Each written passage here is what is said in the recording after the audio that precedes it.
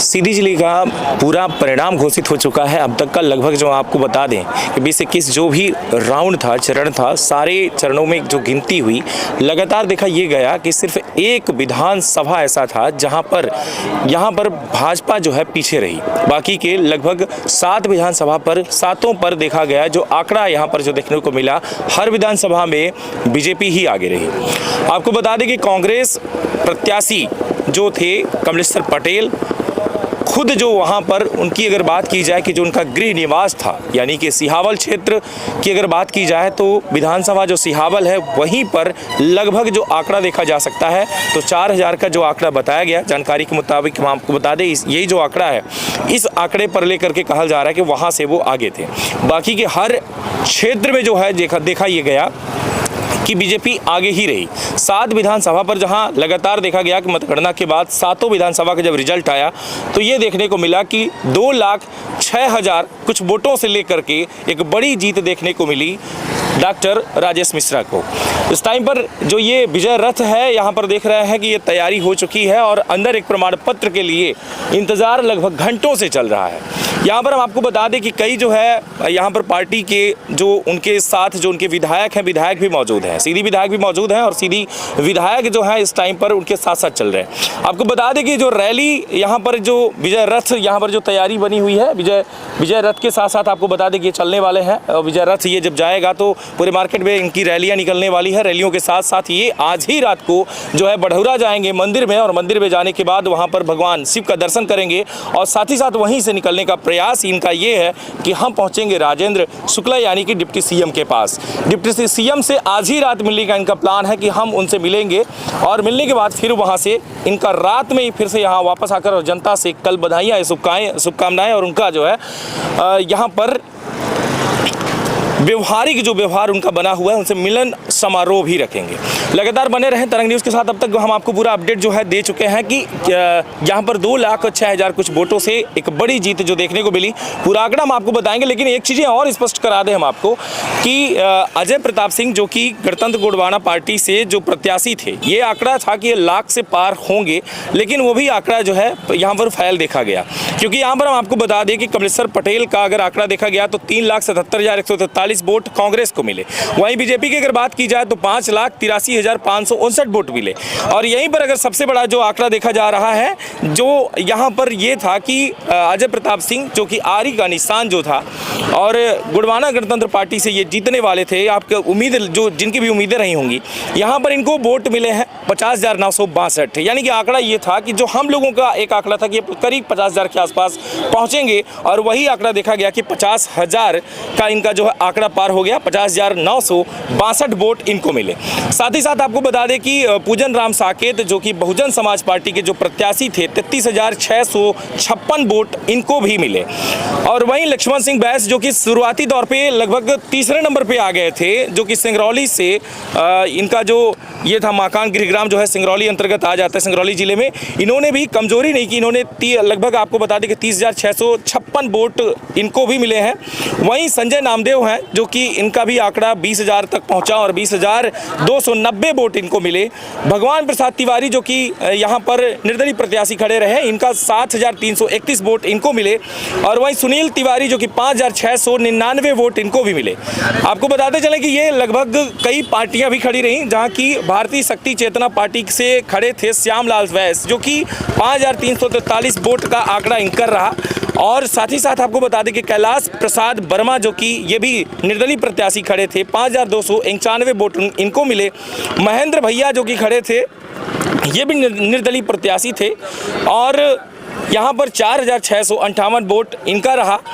और दशरथ प्रसाद वैस यहाँ पर ये भी खड़े थे जो कि मैं आपको बता दूं कि 4,131 वोट इनको मिले। नारायण दास शाह जो कि 3,792। और यहाँ पर जो एक व्यक्ति विशेषतर सीधी में जो आपको देखने को मिला कि साइकिल से बैठकर और पंपलेट लेकर साइकिल से प्रचार करता हुआ एक वृद्ध जो कि लगातार हर चुनाव को लड़ता आया, अब तक विधानसभा का हो, लोकसभा का हो, ग्राम पंचायत का सरपंची का चुनाव हो, हर सरपंची के चुनाव पर ज़्यादातर ये देखा गया कि ये व्यक्ति खड़ा रहा, और इस नाम को शायद अच्छी तरीके से जानते होंगे, दद्दी यादव। दद्दी यादव जो कि लगातार ये देखा गया कि प्रचार प्रसार साइकिल से करता हुआ व्यक्ति, जो कि 25,000 रुपये कहीं से कर्ज लेके उन्होंने जो है जमा किया था, और अब ये देखा जा रहा है कि इनके वो भी नहीं मिलने वाले हैं क्योंकि इनकी जमानत जब्त हो गई है। और आंकड़ा जो देखा जा सकता है, उनका आंकड़ा है 3,305। वहीं आपको बता दें कि तारा देवी सिंह हैं, जो कि इनका जो है राष्ट्रीय जनसंचार पार्टी से है, 2707 का आंकड़ा इनका देखा गया। और राम सहाय साहू जो कि आपका गणतंत्र पार्टी, ये भी खड़े रहे, और इनका जो आंकड़ा जो देखा जा रहा है 2,432 का आंकड़ा रहा।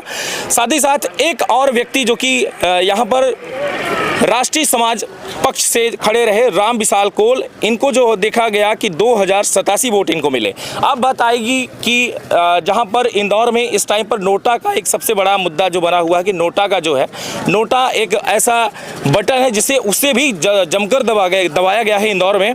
वहीं सीधी में भी 4,000 से ज़्यादा लोगों ने नोटा को दबाया है। यानी कि उनकी नज़र में अगर बात की जाए तो वो व्यक्ति हैं जो कि किसी भी प्रत्याशी को वोट देना ही नहीं चाह रहे थे। यानी उनकी नज़र में कोई ऐसा व्यक्ति नहीं था जो सीधी जिले को चला सके या विकास कर सके, या उनको ऐसा कोई नेता पसंद हो। ये सारी चीज़ें देखी जा सकती हैं। यहाँ पर 4,216 व्यक्तियों को किसी भी प्रत्याशी से कोई मतलब नहीं था, और ना ही उन प्रत्याशियों पर उनको भरोसा है। ये सीधी के किसी भी एक क्षेत्र से होंगे जहाँ पर 4,216 का आंकड़ा है। वो व्यक्ति हैं जो नोटा को दबाया जिन्होंने, और जिनको प्रत्याशियों से कोई लेना देना नहीं था, या फिर ये कहा जा सकता है कि उनको ये बिल्कुल पसंद नहीं थे। इस टाइम पर जो तैयारी चल रही है, एक बड़ी तैयारी जो देखी जा सकती है यहाँ पर।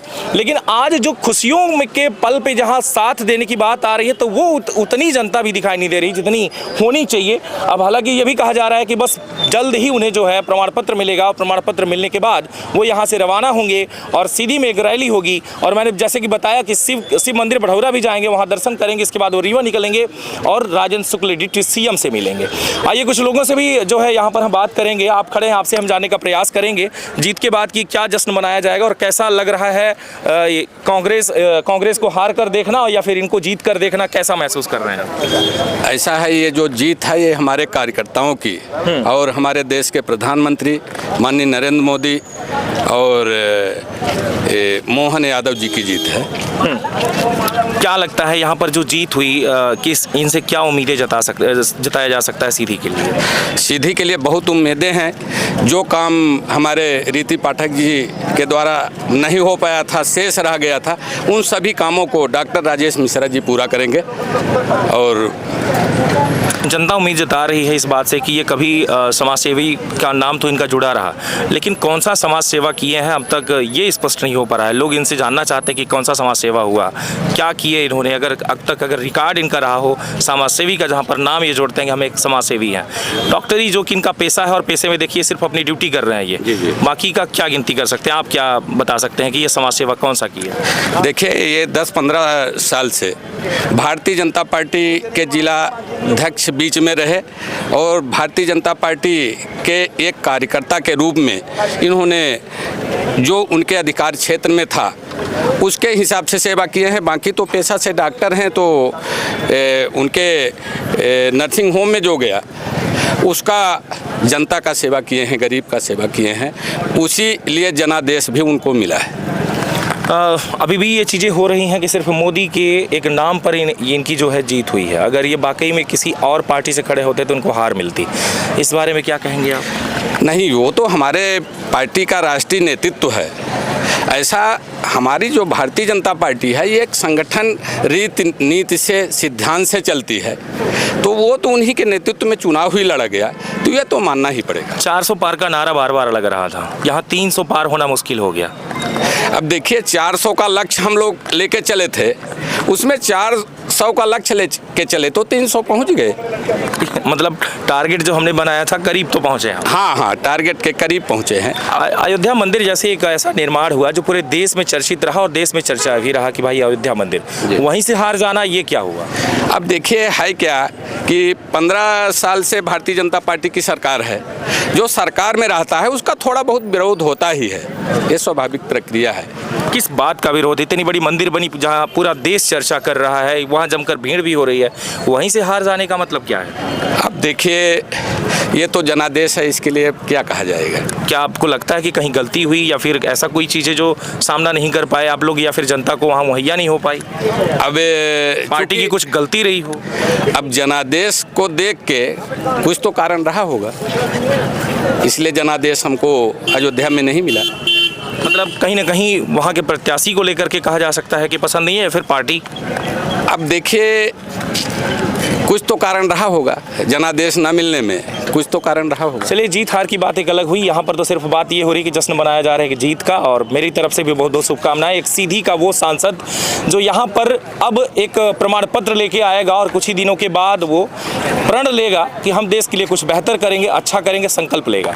लेकिन अब सीधी के लिए हम भी उम्मीद करते हैं कि यहाँ पर जो ये रोड बनी और ये लाइटें लगी, उसके बाद जो अंधेरा हो जाता है, दीपक तले हमेशा अंधेरा ही होता है, तो उसके बाद जो अंधेरा होता है, प्रयास ये होगा कि सीधी को मिनी स्मार्ट का जो नाम दिया गया था, अब शायद वो स्मार्ट बन जाए। जो शिक्षा की व्यवस्थाएं हैं, जहाँ पर गरीबों के जो बच्चे हैं, 3,000 रुपये अगर नहीं है तो शायद वो पढ़ा नहीं पा रहा है, तो शिक्षा को, स्वास्थ्य शिक्षा दोनों जो है कहीं ना कहीं बेहतर करेंगे। सिर्फ अपना स्वास्थ्य को लेकर के या फिर अपना खुद का हॉस्पिटल को लेकर के ही नहीं, बल्कि शायद सीधी का कुछ विकास करेंगे, हम भी उम्मीद करते हैं। आगे की बातें आगे होती रहेंगी। बहुत बहुत धन्यवाद। लगातार बने रहे तरंग 24 न्यूज़ पर।